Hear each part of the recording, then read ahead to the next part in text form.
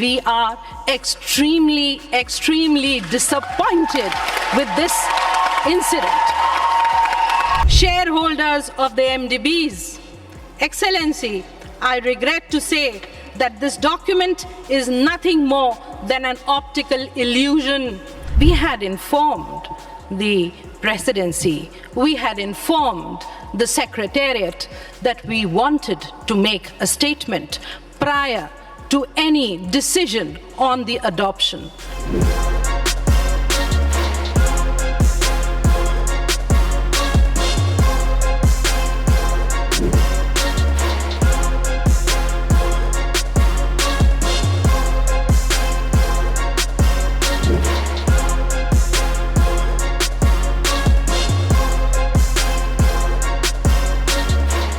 India does not accept the goal proposal in its present form.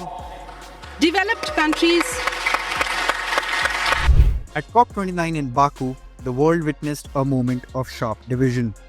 A $300 billion annual climate finance deal, hailed as a breakthrough by developed nations, was decisively rejected by India and other developing countries.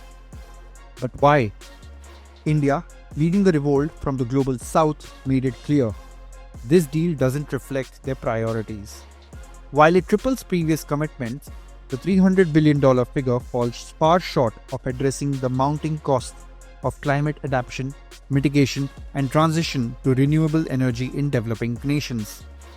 India's negotiator, Chandni Raina, called the deal an optical illusion, a surface-level promise that ignores the true scale of the crisis. India's attempt to raise objections was sidelined, undermining trust and collaboration. Critics argue that this deal places the burden of climate finance disproportionately on developing nations, while wealthy countries, historically responsible for emissions, neglect their responsibilities. The so-called Baku to Billion roadmap to scale funding to $1.3 trillion by 2035 is seen as overly ambitious on paper but vague in real terms. India's stand resonates with many in the global south, highlighting deeper issue.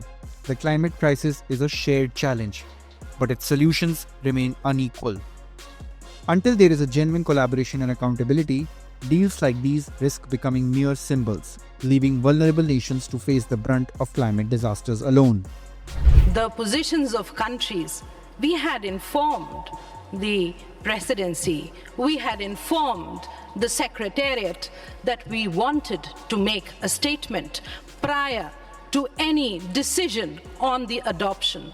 However, and this is for everyone to see, this has been stage managed, and we are extremely disappointed with this incident.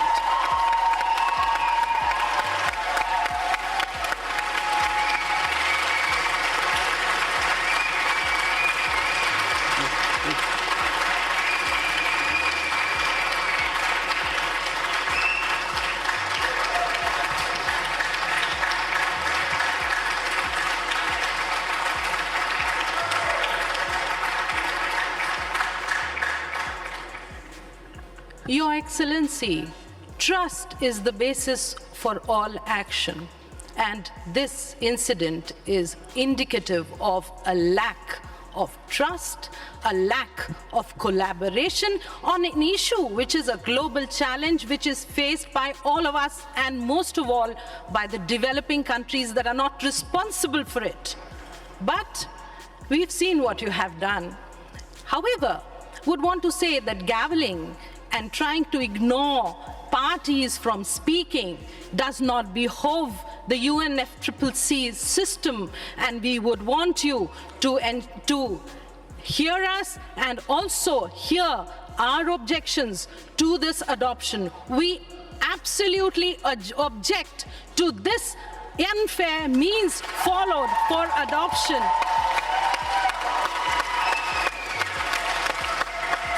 We are faced with one of the biggest challenges of all times, which will determine our existence.